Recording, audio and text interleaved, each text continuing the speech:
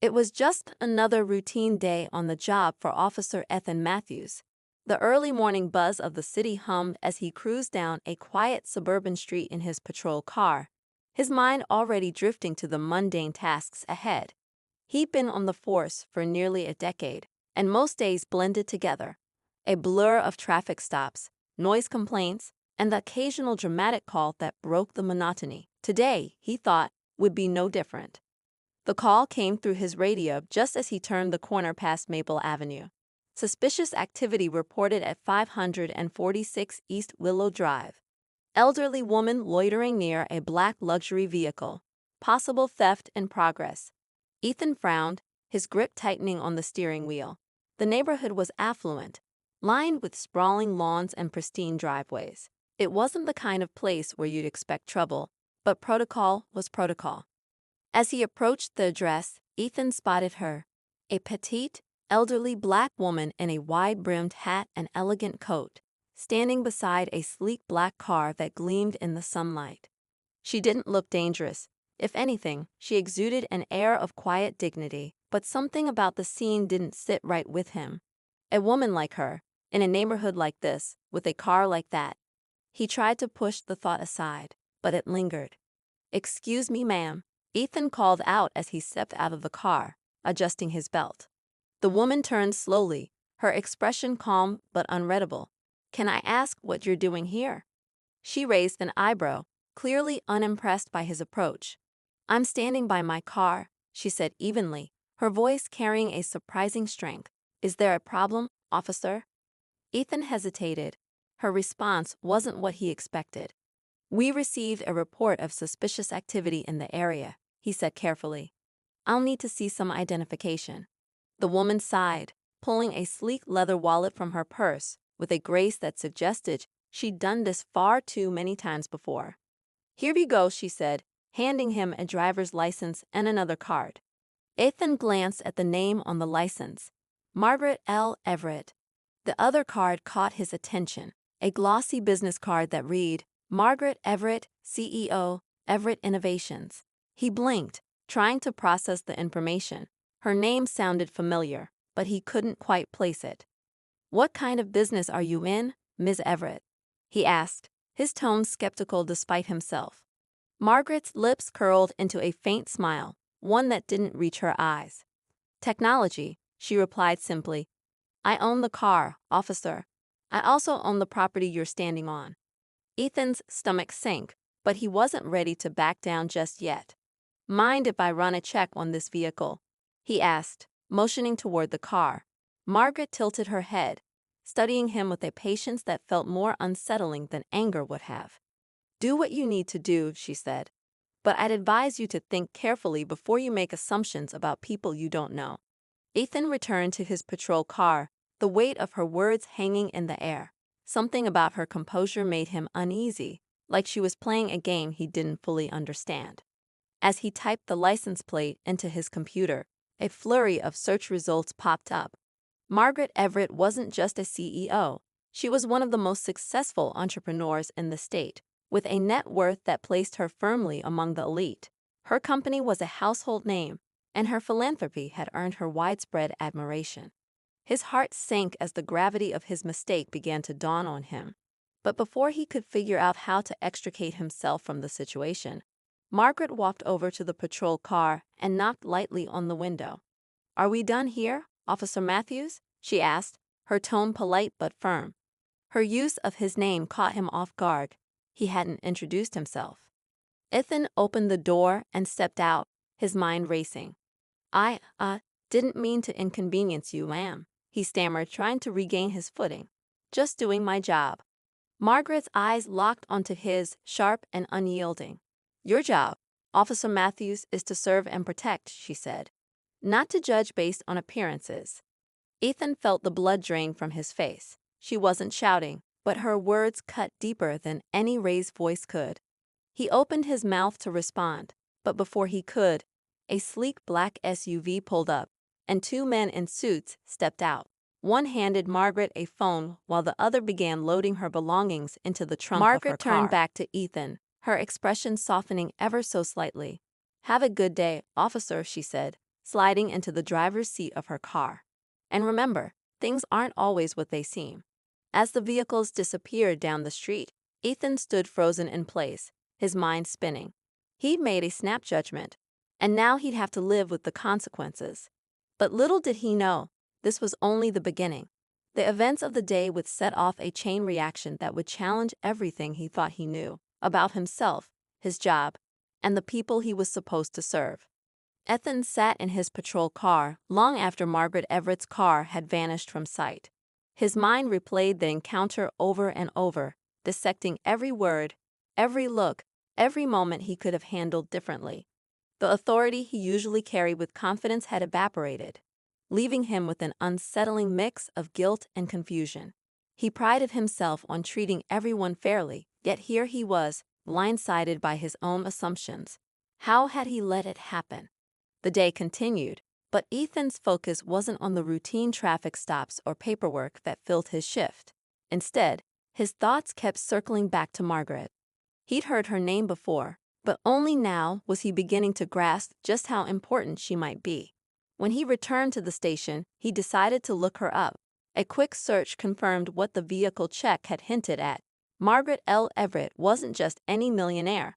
She was a pioneer in the tech world, a trailblazer who had built her company from the ground up. Articles sang her praises, highlighting her philanthropic work, including scholarships for underprivileged youth and donations to community programs. But it wasn't just her wealth or success that intrigued Ethan. It was the way she carried herself. She had faced his accusations with grace, but there was also a quiet power in her words, a reminder that she had nothing to prove to anyone, least of all him. There was something about her presence that felt larger than the moment they'd shared, like an untold story simmering beneath the surface. Ethan's curiosity only grew when he stumbled across an article about Margaret's past. She wasn't just a successful businesswoman, she was a survivor. Born in a small southern town during the height of segregation, Margaret had faced adversity from the start. Her parents, both educators, had instilled in her a relentless drive to succeed despite the obstacles. She'd earned a scholarship to a prestigious university, where she studied engineering and eventually launched her own company. Her journey was nothing short of remarkable, and Ethan couldn't shake the feeling that he'd barely scratched the surface of who she really was. Later that evening, as Ethan sat at his kitchen table, he shared the story with his wife, Sarah. She listened intently, her brow furrowed as he recounted the encounter. Sarah had always been his sounding board, offering perspective when he struggled to make sense of things. "Do you think she'll file a complaint?" Sarah asked, her tone more curious than concerned. Ethan shook his head. "I don't think so." She didn't seem angry, just disappointed, like she expected better. "Well, maybe she did," Sarah said gently. "People like her, they've probably seen the worst of what the world has to offer. Maybe she was hoping you'd be different." Her words hit harder than Ethan expected. He had always seen himself as one of the good guys, someone who treated people with respect and fairness. But the truth was, he had let his biases cloud his judgment, and now he had to face the reality of what that meant. The next day, Ethan couldn't get Margaret out of his head. He decided to drive by the house on Willow Drive during his patrol, not expecting to see anything out of the ordinary. To his surprise, the property was buzzing with activity. A crew of workers was setting up tents and tables, and luxury cars lined the driveway. It looked like some kind of event was being prepared. Ethan parked a few houses down and stepped out of his car, watching from a distance. He didn't want to overstep, but curiosity got the better of him. As he stood there, one of the workers approached. "Need something, officer?" the man asked, wiping sweat from his brow. Ethan hesitated, unsure how to explain himself. "Just passing through. Looks like a big event." The man nodded. "Yeah, Ms. Everett is hosting a charity gala tonight. It's a big deal. Lots of important people coming. You know her?" "Not really," Ethan admitted. "I met her yesterday." The worker chuckled. "She's something else, isn't she? Most people don't know half of what she does for the community. This gala, for example, it's to raise money for a new youth center in the city. She's footing most of the bill herself." Ethan felt a pang of guilt. The more he learned about Margaret, the more he realized how much he'd underestimated her. She wasn't just a millionaire. She was a force for good in ways he hadn't even imagined. That evening, as the sun set and the city lights began to twinkle, Ethan found himself parked near the venue for the gala. He didn't have an invitation, of course, and he wasn't there to intrude, but something about the event drew him in. He watched as guests arrived in elegant attire, stepping out of sleek cars and mingling under the soft glow of string lights. He spotted Margaret almost immediately. She stood near the entrance, greeting guests with a warm smile and a handshake. She looked radiant, her presence commanding the attention of everyone around her. Ethan couldn't help but feel a pang of regret. He had judged her unfairly, and now he was seeing her in a completely different light. As the night went on, Ethan remained in his car, torn between the urge to leave and the desire to somehow make amends. He knew he couldn't undo what had happened, but he wanted her to know that he understood now, at least a little better, who she was and what she stood for. Finally, he worked up the courage to step out of the car. He approached the edge of the property, staying just outside the gates. One of the security guards noticed him and walked over. "Can I help you, officer?" the guard asked, his tone polite but firm. "I'm not here to cause any trouble," Ethan said quickly. I'd like to speak with Ms. Everett, if she's available." The guard raised an eyebrow. "You'll have to wait here. I'll let her know." Ethan nodded, his heart pounding as the guard disappeared into the crowd. A few minutes later, Margaret emerged, her expression unreadable as she walked toward him. "Officer Matthews," she said, her tone neutral. "To what do I owe this unexpected visit?" Ethan swallowed hard, suddenly feeling very small under her gaze. "I wanted to apologize," he said. "For yesterday, I made a mistake, and I let my assumptions get in the way of doing my job properly. I'm sorry." Margaret studied him for a long moment, her eyes searching his face. Finally, she nodded. "Apology accepted," she said. "But understanding the mistake is only the first step. The real question is, what will you do differently next time?" Her words hit Ethan like a ton of bricks. She wasn't just forgiving him. She was challenging him to be better. It was a lesson he wouldn't forget anytime soon. Ethan returned to his patrol car, Margaret's words echoing in his mind. What will you do differently next time? It wasn't a rhetorical question. It felt like a challenge. He thought about his role as a police officer, the weight of the badge he wore, and the trust he was supposed to uphold. He had never considered himself biased, but yesterday's encounter made him question everything. It wasn't just about Margaret. It was about everyone he had ever met in the line of duty. How many others had he judged unfairly without even realizing it?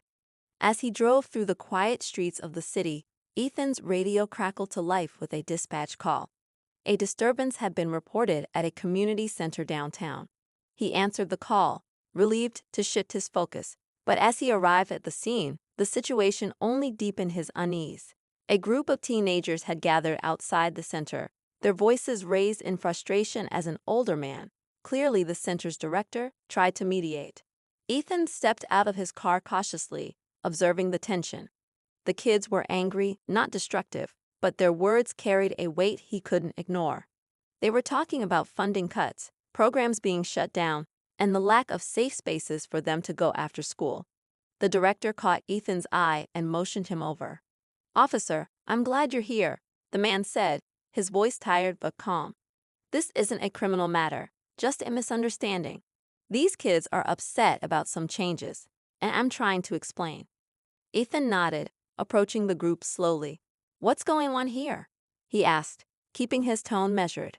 A girl stepped forward, her arms crossed defensively. "They're shutting down the art program," she said. "They say there's no money, but that's the only reason I even come here." Another boy chimed in, "And the basketball court's a mess. They said they'd fix it months ago, but nothing's happened." Ethan listened, his chest tightening as their frustration poured out. It wasn't just about the programs. It was about feeling forgotten, ignored, and dismissed. He thought about Margaret and the gala she had hosted the night before. Her work was aimed at helping kids like these, creating opportunities where none existed. And yet, Here was a group of teenagers whose voices weren't being heard. The director sighed heavily. The truth is, we're struggling. We've applied for grants, but it's not enough. I'm doing everything I can, but the city's budget is stretched thin. Ethan felt a surge of anger, not at the kids or the director, but at the system that seemed to fail them at every turn. He wanted to help, but he wasn't sure how. He wasn't a politician or a philanthropist. He was just a cop. But as he stood there, he realized that his role didn't have to be limited to writing tickets or responding to calls. He could be an advocate, a bridge between these kids and the resources they needed. Let's figure this out, Ethan said finally. I can't make any promises, but maybe there's someone who can help. The kids exchanged skeptical looks, but the tension began to ease. Ethan stayed for another hour, listening to their concerns and jotting down notes. He didn't have all the answers, but he knew someone who might. The next day, he made a call. Margaret answered on the second ring, her voice calm but curious. Officer Matthews, she said. To what do I owe this call? Ethan hesitated, feeling a pang of nerves. Ms. Everett, I wanted to ask for your advice. There's a community center downtown that's in trouble, programs being cut, kids with nowhere to go. I thought, maybe you'd know how to help. There was a pause on the other end of the line, and Ethan worried he overstepped. But then Margaret spoke, her tone thoughtful. I'm familiar with the center, she said. They've reached out to my foundation before. It's a worthy cause, but it's not just about money. It's about sustainability. Programs need more than funding, they need community support. Ethan nodded, even though she couldn't see him. I understand.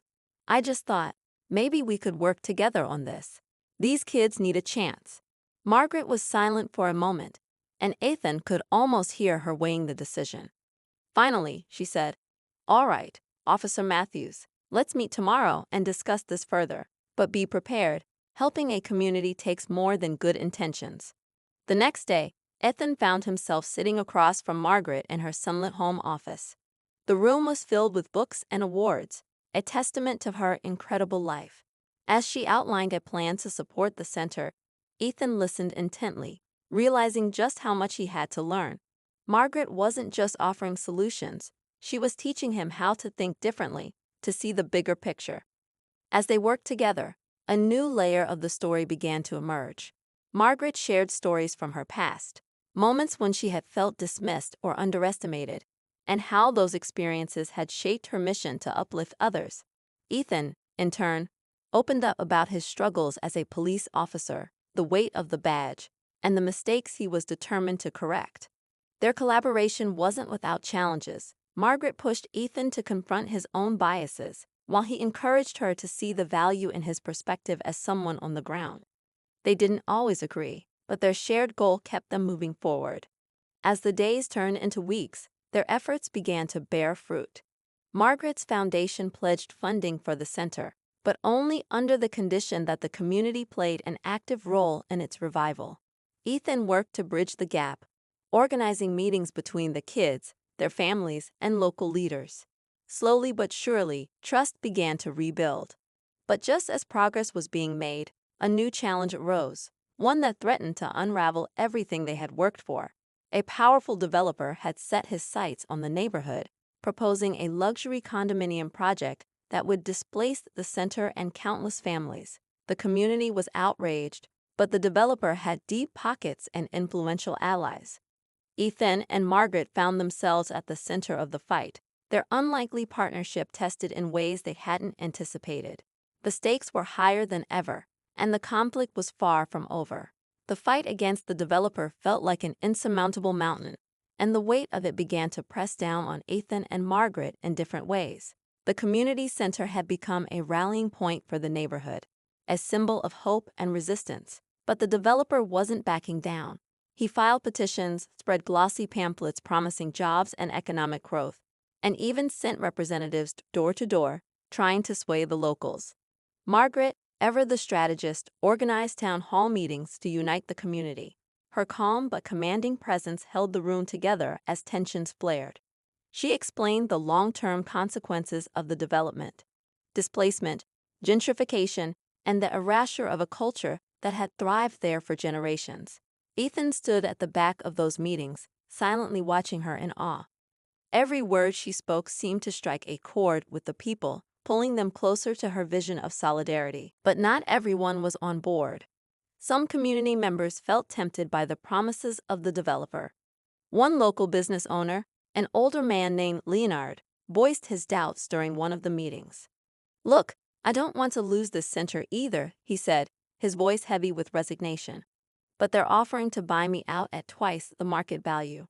I've been struggling for years. How can I say no to that?" Margaret didn't flinch. She walked toward him, her tone steady but empathetic. "I understand, Leonard, but what happens when they fought everyone out and raised the rents so high that you can't afford to live here anymore? Where will you go then?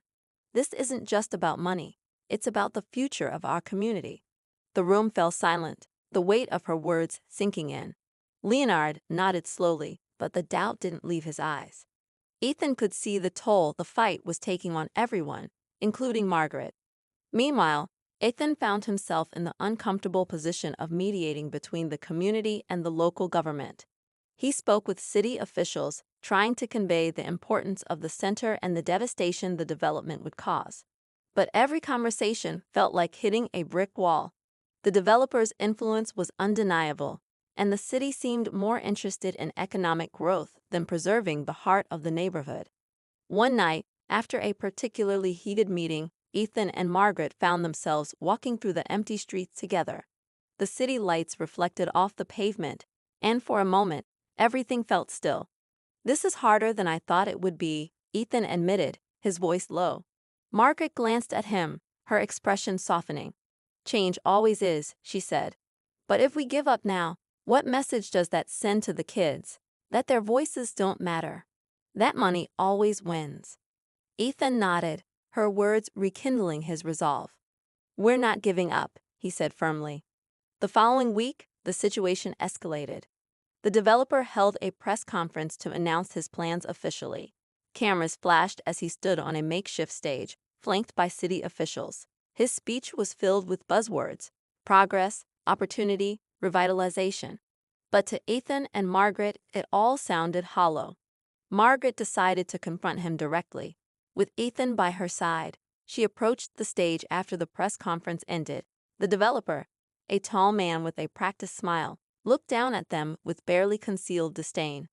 "Ms. Everett," he said smoothly, "I was wondering when you'd show up. Let me guess. You're here to tell me I'm ruining the community." Margaret didn't rise to the bait. Instead, she held his gaze, her voice steady. "I'm here to ask you to reconsider. This isn't just land you're building on, it's people's lives, their homes, their history." The developer's smile faltered for a fraction of a second before returning. "History doesn't pay the bills," he said bluntly. "This project will bring jobs, increase property values, and attract new businesses. It's a win for everyone." Margaret didn't back down. "Not for the people who are forced to leave, not for the kids who lose their safe spaces. You may see this as progress, but to us, it's destruction." Ethan stepped forward, his presence solid and unyielding. "We're not going to let this happen," he said. "The community deserves better." The developer's smile disappeared entirely, replaced by a cold, calculating look. "We'll see about that," he said before walking away. The encounter left Ethan and Margaret more determined than ever, but it also set the stage for the final showdown. The community began organizing protests, filling the streets with signs and chants. Local news outlets started covering the story, shining a light on the struggle. Margaret used her connections to bring in more resources, while Ethan worked tirelessly to keep the peace during demonstrations. But as the developer's deadline loomed closer, the tension reached a boiling point. One night, Ethan received an anonymous tip about a planned act of sabotage. A small group of angry residents had decided to take matters into their own hands, planning to vandalize the developer's construction site. Ethan knew he had to act fast. If the situation escalated into violence, it would undermine everything they've been fighting for. He called Margaret, explaining the situation, and they quickly devised a plan to intervene. As they drove toward the site, the air was thick with anticipation. Ethan gripped the steering wheel tightly, his mind racing with the possibilities of what could go wrong. Margaret sat beside him, calm but focused, her presence a steadying force. When they arrived, the group was already there, armed with cans of spray paint and hammers. Their anger was palpable, their voices rising in defiance. Ethan stepped out of the car, his badge visible but his hands raised in a gesture of peace. "Stop," he called out, his voice firm but not commanding. "This isn't the way." The group hesitated, their eyes darting between him and the sight. One young man, clearly the leader, stepped forward. "What choice do we have?" he demanded. "They're taking everything from us." Margaret stepped beside Ethan, her voice cutting through the chaos. "I understand your anger," she said. "But if we stoop to their level, we lose the moral high ground. This fight isn't about destruction, it's about building something better." The tension hung in the air like a storm about to break. Ethan held his breath, hoping their words would be enough to stop the impending disaster. The group's decision would determine the future of the fight and the community. The group stood frozen, torn between their desire for action and the unexpected calm in Margaret's and Ethan's words. The young leader, Marcus, gritted his teeth, gripping the hammer in his hand as though it was the only thing keeping him steady. His shoulders were tense, his breath labored. For a moment, it seemed like the worst was avoided, until headlights pierced through the darkness behind them. A sleek black car pulled up, its polished exterior glinting under the scattered streetlights. The driver's door opened, and out stepped the developer himself, his face a mask of disdain. The tension in the air became suffocating. Margaret's calm demeanor faltered for just a second, a flicker of surprise crossing her face before she regained her composure. Well, the developer said, his voice dripping with condescension as he surveyed the scene. "Is this how you plan to stop me? Vandalism? Destruction? I thought you were better than this, Ms. Everett." Margaret stepped forward, her tone unyielding. "We didn't plan this, and you know it. We're here to prevent it. Unlike you, we care about this community's future." The developer's smile was thin, almost serpentine. "Is that so? Because all I see is chaos. Maybe I should call the police and let them sort this out. After all, nothing speaks louder than the law." Ethan's jaw tightened. He knew the developer was trying to manipulate the situation, framing it as a crime to gain leverage. He glanced at Marcus, whose grip on the hammer had loosened, though the anger in his eyes remained. The rest of the group was beginning to disperse, their resolve shaken by the sudden confrontation. "You don't need to call anyone," Ethan said, stepping forward. His badge caught the light, and the developer's eyes narrowed. "I'm already here, and I've got this under control." The developer tilted his head, his smirk faltering. "Ah, the cop with a conscience," he muttered. "Tell me, officer, how far are you willing to go for a fight you can't win?" Ethan didn't answer, but the intensity in his eyes said enough. Margaret turned to the group, her voice firm yet compassionate. "Go home. All of you. We'll handle this the right way, not like this." Reluctantly, Marcus and the others began to leave, their footsteps echoing in the quiet night. The developer watched them go, a flicker of triumph in his expression. But then, as if unable to resist a final jab, he turned back to Margaret and Ethan. "This is what happens when you cling to the past," he said. "You waste your energy fighting progress instead of embracing it. But don't worry, you'll see soon enough that I always win." Margaret didn't respond, her silence more powerful than any retort. As the developer got back into his car and drove away, the tension lingered in the air like smoke. Ethan exhaled, his hands clenched into fists. "Do you think he's going to escalate this?" he asked. Margaret looked off into the distance, her gaze unreadable. "He's already escalated it. We need to be ready for whatever comes next." The following days brought an eerie calm, but it didn't last long. Margaret received a cryptic phone call from a journalist who had been investigating the developer's history. The reporter, a sharp and determined woman named Camille, claimed to have uncovered something explosive, a connection between the developer and several city officials, hinting at corruption. "I have documents, financial records, emails," Camille said, her voice crackling through the phone. "But this isn't just about the development. It's bigger than that.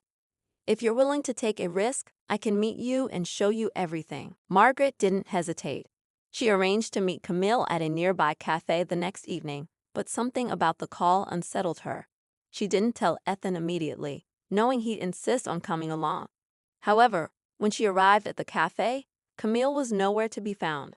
Margaret waited for over an hour, her unease growing with each passing minute. She tried calling Camille, but the phone went straight to voicemail.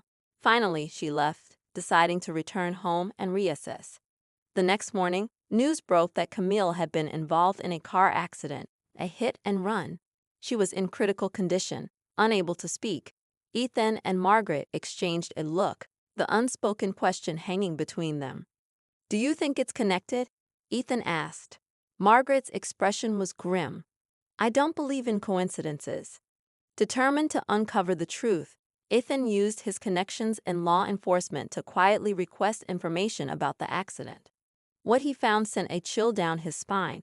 The vehicle involved in the hit and run had been reported stolen a few days earlier, and there were no leads on the driver. It was too clean, too convenient. Meanwhile, Margaret sifted through the notes and documents Camille had sent before their planned meeting. Among the files, she found a series of emails between the developer and city officials discussing expedited permits and mutual benefits. One line, in particular, stood out. Asterisk, the key to progress is eliminating obstacles. Asterisk. As the pieces of the puzzle began to fall into place, Margaret and Ethan realized they were dealing with something far more dangerous than they had anticipated. The developer wasn't just a wealthy businessman. He was a man who would stop at nothing to get what he wanted, even if it meant silencing those who opposed him. The fight for the community center had turned into a battle against corruption, greed, and intimidation. The stakes had never been higher, and the odds felt impossibly stacked against them. But Margaret and Ethan knew one thing for certain: they couldn't back down now. With the community's support wavering and their own lives potentially at risk, they prepared for the next step. The only question that remained was whether they could expose the truth before it was too late. The night before the town council meeting, Margaret and Ethan sat together in her living room, their makeshift war room filled with papers, maps, and the scattered remnants of takeout containers. The atmosphere was tense but focused. They had gathered everything they could, the emails, the documents, witness statements, but it still felt like they were going up against an immovable wall. Margaret's voice was steady but low. "If we present this tomorrow, we'll either force their hand or paint targets on our backs." Ethan nodded, his face etched with concern. "We don't have a choice anymore. If we don't do this, he wins, and the community loses everything." As if on cue, Margaret's phone buzzed. It was an anonymous message. She opened it cautiously, her eyes narrowing as she read the words. Asterisk, meet me at the old warehouse. Midnight. I have what you need to end this. Asterisk. Ethan leaned over to read the message, his gut twisting. "It's a trap," he said immediately. "Maybe," Margaret admitted. "But what if it's not? What if this is the break we've been waiting for?" Ethan didn't like it, but he knew Margaret well enough to understand she wasn't going to back down. "Then I'm coming with you," he said firmly. The old warehouse was exactly as eerie as one might imagine, a crumbling structure on the edge of town, its windows long shattered, its walls scarred with graffiti. Margaret and Ethan approached cautiously, their flashlights cutting through the thick darkness. The only sound was the crunch of gravel under their feet. Inside, the air was damp and cold, the faint smell of mildew clinging to the walls. In the center of the room, a figure stood waiting, their face obscured by the shadows. As Margaret and Ethan drew closer, the figure stepped forward, revealing a familiar face. It was one of the city officials they had seen in the emails. "You're taking a huge risk coming here," the official said, their voice hushed but urgent. "But I couldn't stay silent anymore. He's gone too far." The official handed Margaret a USB drive. "Everything you need is on this. Bank transactions, contracts, even recordings. But you have to move fast. He knows I've been wavering, and if he finds out I gave this to you." The words were cut off by the sudden roar of an engine outside. Headlights flooded the room, and before anyone could react, the sound of heavy boots echoed against the concrete floor.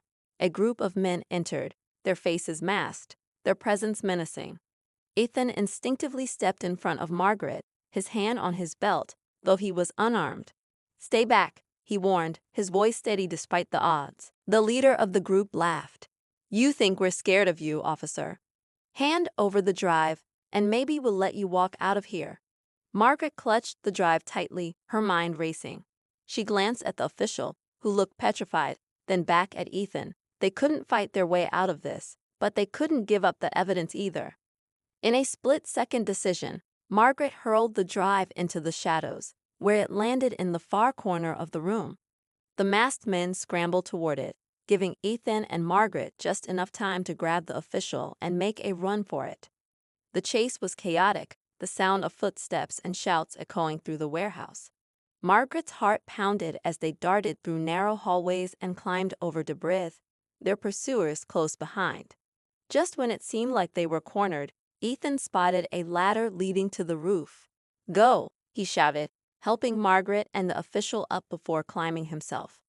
On the roof, they could see the distant lights of the town, a reminder of what was at stake. The men below were still searching, their angry voices carrying in the night air. Ethan quickly called for backup, his voice hushed but urgent. "We don't have much time," Margaret said, her breath ragged.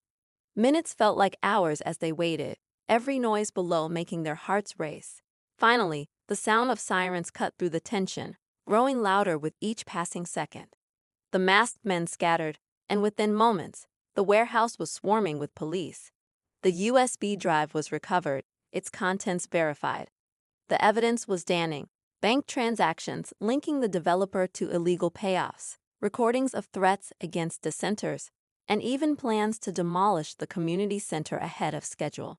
At the town council meeting the next day, Margaret presented everything, her voice unwavering as she laid bare the corruption that had plagued their town.